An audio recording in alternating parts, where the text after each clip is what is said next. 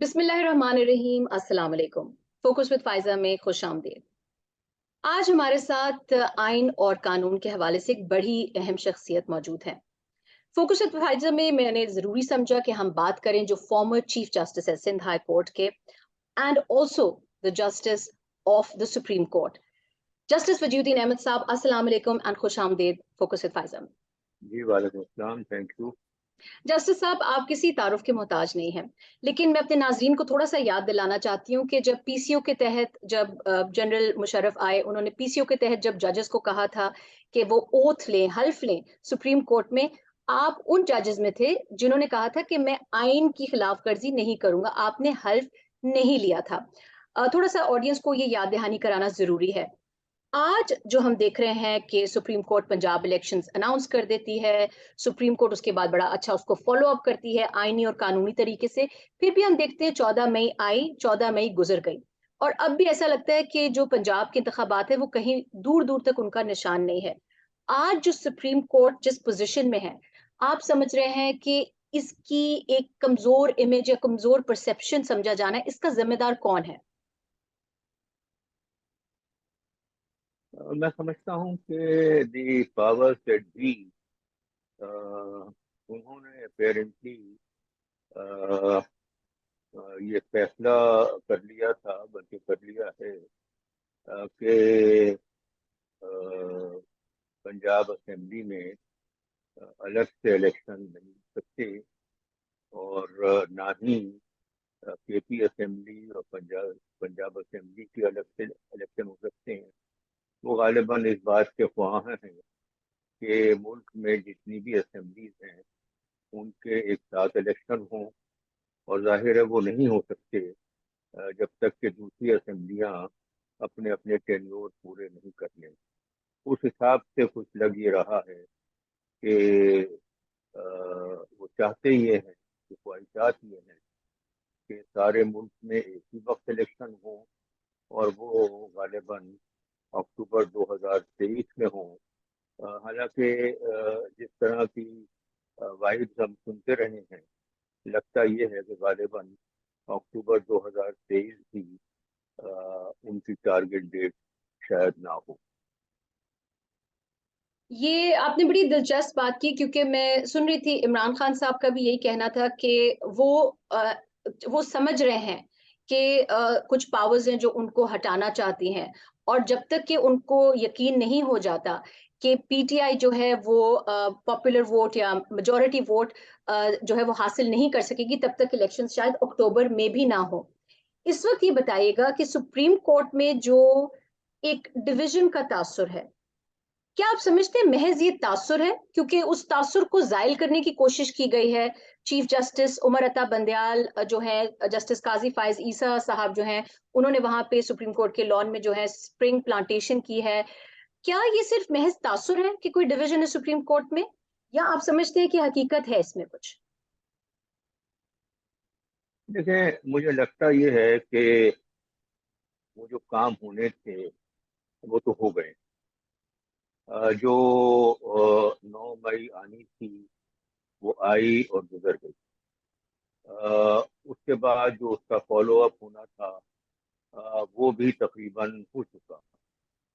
अब जिन जिन लोगों ने पीटीआई छोड़नी थी, जो इलेक्टेबल्स थे, जो मेजर एलिमेंट्स थे, वो छोड़ गए, और अब वो अपने अपने तौर के ऊपर मुख्तलिफ एडजस्टमेंट कर रहे हैं। तो मैं ये समझता हूँ कि वो जो, अगर तो कोई पर्पज इस क्लीवेज का था सुप्रीम कोर्ट में, वो पर्पज तो हल हो गया।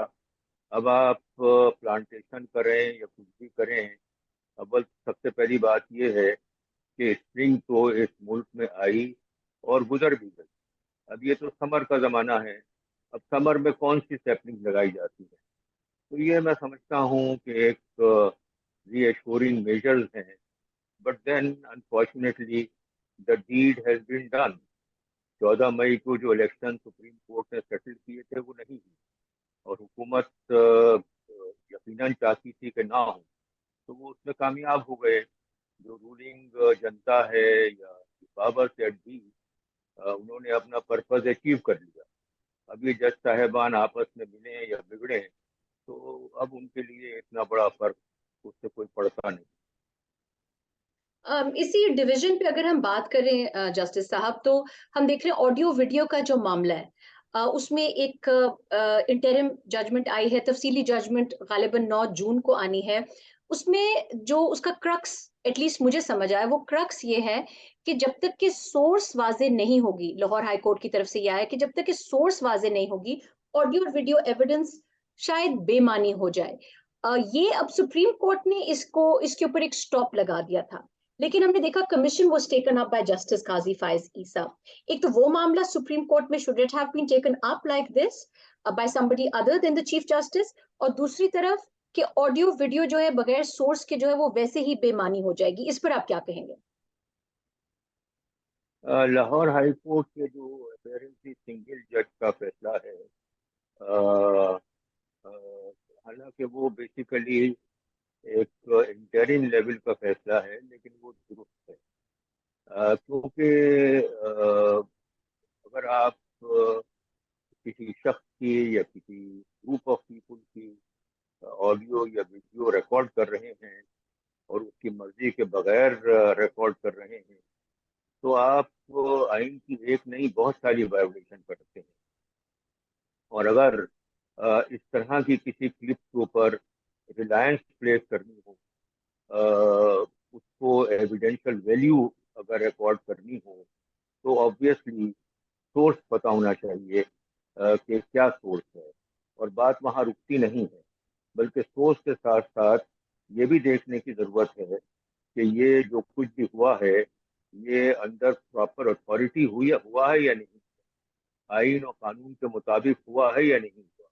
تو میں سمجھتا ہوں کہ یہ وہ ٹیپ کا بند ہے کہ جس کی بنیاد کے اوپر جو یہ آڈیو لیکس کے سلسلے میں کمیشن بنی ہے، اس کو بنیادی طور پر اسی طرف اپنے آپ کو ڈائیورٹ کرنا پڑے گا اور یہی بیسک فیکٹ جو ہے وہ ایسرٹین کرنا پڑے گا. حالانکہ یہ کمیشن جو ہے یہ کچھ سلیکٹو پرپزز کے لیے بنائی گئی. آڈیو لیکس تو جیسا کہ ہم دیکھ رہے ہیں تقریباً سال ڈیڑھ بلکہ اس سے پہلے سے بھی چل رہے ہیں. اگر تو وہ کچھ کوشچن تھا تو وہ سارے معاملات بھیجے جانے چاہیے. اور اس میں میری اپنی نگاہ میں سب سے بڑی جو لیک ہے وہ جج ارشد ملک کی ہے، جس کے نتیجے کے اوپر ایک جج نے اپنے ہی کیے ہوئے فیصلے کو نلیفائی کر دیا مختلف وجوہات بیان کر کے. اور پھر جو اس میں ایکیوز تھے جن کو اس نے کنوکٹ کیا تھا ان کو آگے جا کے ریلیز بھی مل گیا. لیکن انفارچونیٹلی ایک اتنی اہم ویڈیو اور وہ کا تعلق بھی جوڈیشری سے ہے، کیونکہ دیگر ویڈیوز جو ریفر ہوئی ہیں یا آڈیو جو ریفر ہوئی ہیں ان کا تعلق بنیادی طور پر جوڈیشری سے ہے. تو ایک بیسک جو لیک تھی وہ تو ریفر ہی نہیں کی. تو یہ اگر بالفرض یہ فائنل ڈیسیجن آ جاتا ہے کہ سورس کے بغیر یہ ایویڈنس نہیں مانی جاتی کوئی بھی آڈیو یا ویڈیو، تو آپ سمجھتے ہیں کہ اس کو امپلیمنٹیشن کے لیول پر کورٹس جو ہیں ہماری وہ کامیاب ہوں گی اس کو امپلیمنٹ کروانے میں؟ کیونکہ معاملہ تو سارا میں دیکھ رہی ہوں کہ امپلیمنٹیشن پہ آ کے رک جاتا ہے جسٹس صاحب. دیکھیں بات یہ ہے کہ امپلیمنٹیشن کے لیولز ہوتے ہیں. اب جیسے پنجاب اسمبلی کا جو معاملہ ہے وہ آپ نے دیکھا کہ نہ صرف ایگزیکٹو بلکہ لیجسلیچر بھی سپریم کورٹ کے فیصلے کے خلاف کھڑی ہو گئی. چلے وہ بھی برداشت ہو جاتا، لیکن سپریم کورٹ میں اپنے آپ ایک بڑی سیریس ڈویژن سامنے آئی. تو it was a divided court جو ان تمام چیزوں کو فیس نہیں کر سکی. تو اب اگر دوسرے کوئی معاملات ہیں اس میں نہیں سمجھتا کہ کنفرنٹیشن اتنے سیریس لیول کی ہوگی. اور میں یہ سمجھتا ہوں کہ اگر ایسا کچھ ہوا تو غالباً جو نارمل اور روٹین پروسیجرز فالو کیے جاتے ہیں، ایس او پیز فالو کیے جاتے ہیں، انہیں کو فالو کیا جائے گا. So as former justice of the Supreme Court, as the former Chief Justice of Sindh High Court, as somebody who has worked hard to maintain the constitutional independence, as somebody who's worked hard for law and order, rule and proper execution of judiciary, where do you see our judiciary standing today, and are you hopeful for a positive image in the future? No, unfortunately, the situation is worse than it ever was before. یہ حال میں غالباً September میں بندیال صاحب retire ہونے جا رہے ہیں and he is likely to be replaced in the normal post. اب اس میں پھر ہوگا یہ کہ وہ ججز جو اس وقت کے سائڈ لائن کیے ہوئے ہیں, جن کو بڑے معاملات میں ایسوسیٹ نہیں کیا جاتا, پھر فیصلے وہ لوگ کر رہے ہیں. اور یہ موجودہ ججز جو آج کل بڑے بڑے فیصلے لکھ رہے ہیں یا ان میں پارٹیسپیٹ کر رہے ہیں, یہ غالباً سائڈ لائن ہو جائیں. تو اور اب یہ بھی کوئی سال ڈیڑھ سلسلہ رہے گا, اس کے بعد پھر ایک اور وہاں پر کمانڈ تبدیلی آئے گی. ایک چیز تو یہ ہے.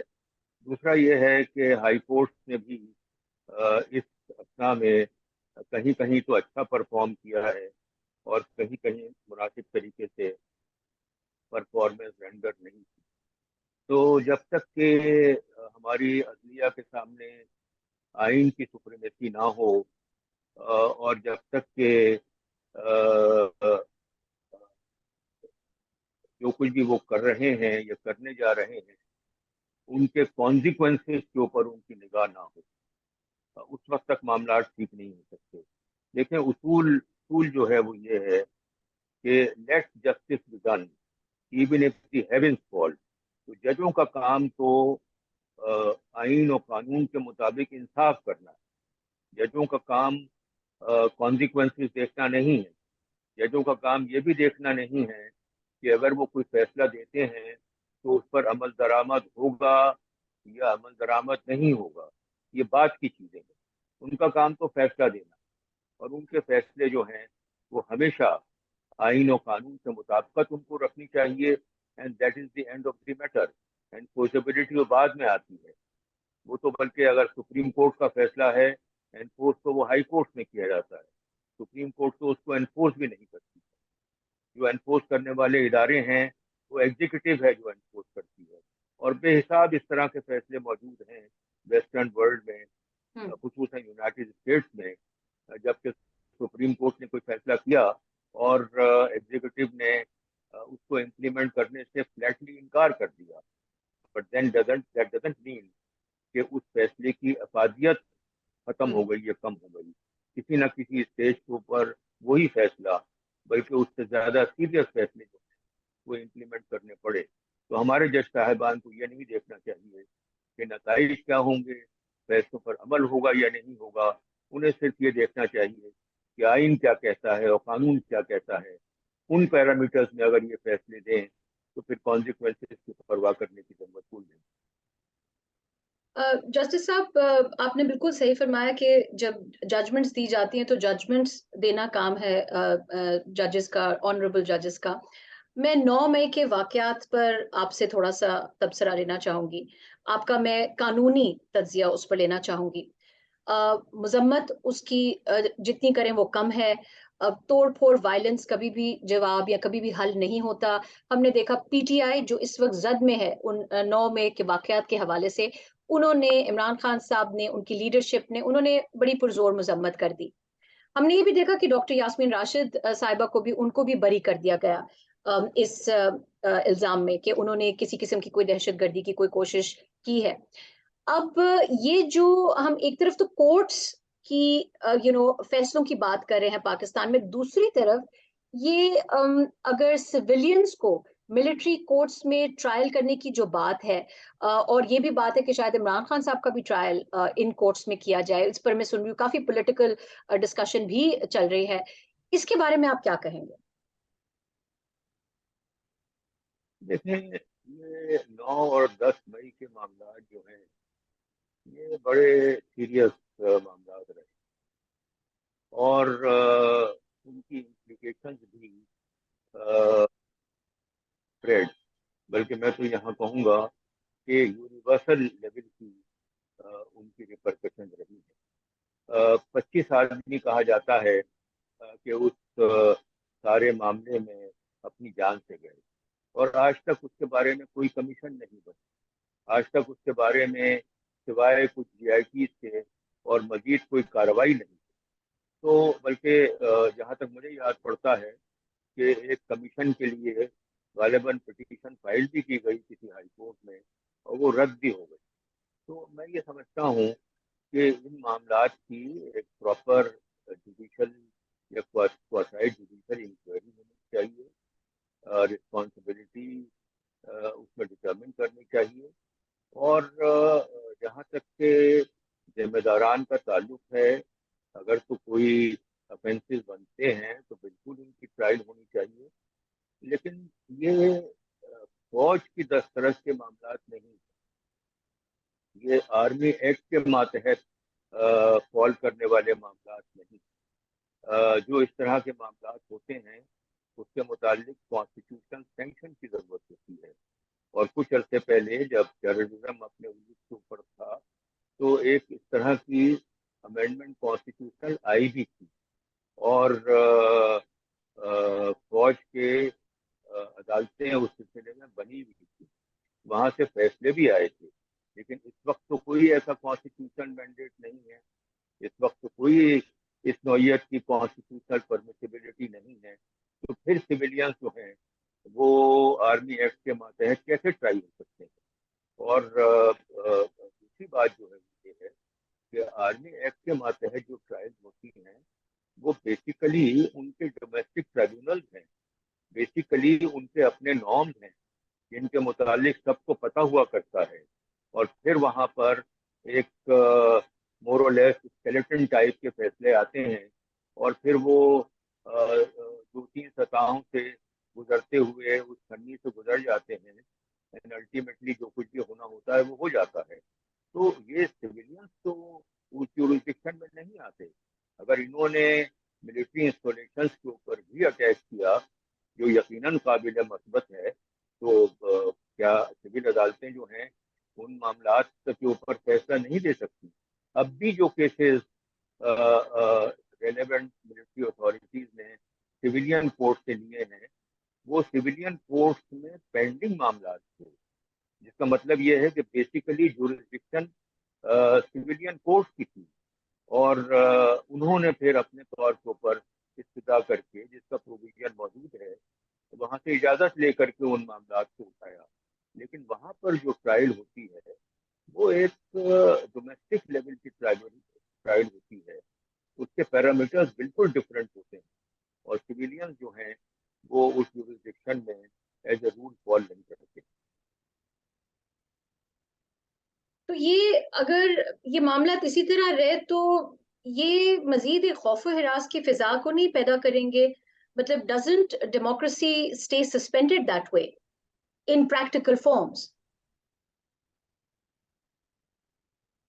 جی مجھے آپ کی آواز ٹھیک سے نہیں آئی۔ جی میں یہ کہہ رہی ہوں کہ اگر اسی طرح اگر ملٹری کورٹ میں ٹرائل کی بات اس میں پیش رفت ہوتی رہی تو کیا جو democracy for all its value isn't it going to become a sort of a sham democracy؟ مطلب یہ اگر ملٹری کورٹس میں ٹرائل ہونا ہے تو پھر is this still a democracy then؟ یقیناً اگر تو سویلین کی کوئی بھی ٹرائل آرمی ایکٹ کے ماتحت ہوتی ہیں تو وہ جو نارمل ڈیموکریٹک پروسیس ہے، جو رول آف لا کا کانسیپٹ ہے اس کی مطابقت میں نہیں ہوں، اور یہ کوئی صرف ہمارا اپنا اوپینین نہیں ہے، بلکہ مختلف جو ہیومن رائٹس تنظیمیں ہیں پاکستان کی بھی اور پاکستان سے باہر بھی، ساروں ہی کا کہنا یہ ہے کہ سویلینز کے ٹرائل نارمل کورٹ میں آرمی ایکٹ کے ماتحت نہیں ہو سکتی ہے، یہ نہ رول آف لا کے مطابق ہے اور نہ ہی ڈیموکریٹک نارم کے متعلق یہ کہا جا سکتا ہے کہ ان کو یہ کنفرم کر رہی ہے. جسٹس صاحب میں آپ سے towards the and I would like to ask you few political questions P T I کی سیاست کے حوالے سے. پی ڈی ایم کو لگتا ہے کہ پی ٹی آئی کو اب بالکل بین ہو جانا چاہیے, P T I should be thrown out of politics, -1 agenda. Imran Khan صاحب کہتے ہیں کہ یہ حکومت لگاتار لگی ہوئی ہے -1 ایجنڈا پہ. آپ اگر having been with PTI formerly, having advised Imran Khan صاحب on so many important matters, اگر آپ کوئی مشورہ دینا چاہیں گے اس وقت پی ٹی آئی کے چیئرمین عمران خان صاحب کو, تو وہ کیا ہوگا؟ دیکھیں, بات اصل میں یہ ہے کہ ہمارے جیسے ملک میں اس طرح کی ایونچولیٹی ڈیولپ ہوتی رہتی. کم از کم 2 بڑے ہسٹوریکل انسیڈنٹ ہیں جن کو میں یہاں ریفر کرنا چاہوں گا. ایوب خان کے زمانے میں جماعت اسلامی کو بین کیا گیا. الٹیمیٹلی سپریم کورٹ نے اس بین کو ان لافل اور انلیگل ڈکلیئر کر دیا اور جماعت اسلامی بحال ہو گئی. دوسرا کیس اسی نوعیت کا نیشنل عوامی پارٹی کا تھا. وہ بھٹو صاحب نے اس کو بین کیا, اور جیسے کہ آپ کو پتہ ہے کہ فیڈرل گورنمنٹ کو اس بات کا استحقاق تو ہے کہ وہ کسی سیاسی پارٹی کو کے متعلق ڈکلیئر کرے کہ یہ پاکستان کی انٹیگریٹی اور ساورنٹی کے خلاف کام کر رہے ہیں, لیکن وہ ڈکلیریشن فائنل نہیں ہوتی. اس کو سپریم کورٹ بھیجنا ہوتا ہے اور وہاں پر وہ تمام ڈیٹا کو ایگزامن کر کے اس بات کو ڈٹرمن کرتے ہیں کہ کیا واقعی ریلیونٹ پولیٹیکل پارٹی پاکستان کی انٹیگریٹی یا ساورنٹی کے خلاف کام کر رہی ہے. اگر کر رہی ہوتی ہے تو وہ اس ڈکلیریشن کو, فیڈرل گورنمنٹ کی ڈکلیریشن کو اپہولڈ کر لیتے ہیں.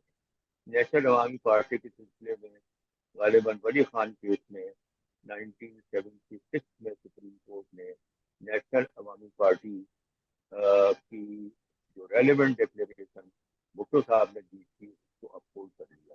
لیکن کیا ہوا کہ وہی سیاسی جماعت عوامی نیشنل پارٹی کی شکل میں ابھری اور آج تک فیلڈ میں ہے اور apparently is doing quite well. اب جہاں تک کہ پی ٹی آئی کا تعلق ہے, ایویڈنٹلی پی ٹی آئی کے موجودہ مسائل اس سے بھی زیادہ گمبھیر ہے, کیونکہ اس سے قبل تو ہوتا یہ رہا کہ ایگزیکٹو کے ساتھ ریلیونٹ سیاسی پارٹی کی کسی نہ کسی لیول کی کنفرنٹیشن ہوئی. لیکن یہاں پر بات ذرا مختلف ہے. یہاں پر صرف کنفرنٹیشن پی ٹی آئی کی موجودہ حکومت سے نہیں ہے بلکہ موجودہ اسٹیبلشمنٹ سے بھی ہے. اور لیکن یہ بھی کوئی بڑی چیزیں نہیں ہیں, کیونکہ عام طور پر جب حکومت کسی چیز کی مخالفت میں کھڑی ہوتی ہے تو اکثر کر کے اس کو ایکسپریس یا امپلیسٹ سپورٹ اسٹیبلشمنٹ کی ہوتی ہے. لیکن وہاں پر جو پولیٹیکل لیڈرشپ ہے, یہ جو ریلیونٹ پولیٹیکل پارٹی ہے, اس کا کام یہ ہوتا ہے کہ وہ مزید کنفرنٹیشنل ایٹیٹیوڈ کو ایوائڈ کرے, تھوڑا سا لائی لو کرے, اور اس کے بعد میں پھر جب حالات بہتر ہو جائیں تو اس طریقے سے بھی معاملات کو آسان طریقے سے ملک کے انٹرسٹ میں سارٹ آؤٹ کیا جا سکتا ہے, وہ طریقہ کار اختیار کیا جائے. اب آپ یہ خیال فرمائیے کہ یہ ساری چیزیں ہوتی رہی ہیں.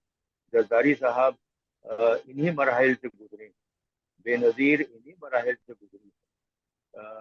اسی طریقے سے نواز شریف کا بھی سلسلہ ہے, وہ ان مراحل سے گزر کے اب دوبارہ ریوائیو ہونے کی پوزیشن کے اوپر پہنچ چکے ہیں. تو یہ تمام چیزیں جو ہیں وہ سامنے رکھنی چاہیے, اور جو بھی بیسٹ پریکٹسز ہیں ان کو فالو کرنا چاہیے. ایک جو ایڈوانٹیج پی ٹی آئی کو ہے, اور پی ٹی آئی صرف پی ٹی آئی کو نہیں بلکہ عمران خان جو ان کے پرائمری لیڈر ہیں ان کو بھی ہے، وہ یہ ہے کہ عوام میں ان کی سپورٹ اس نوعیت کی ہے جو دیگر پولیٹیکل پارٹیز کی نہیں رہی ہے.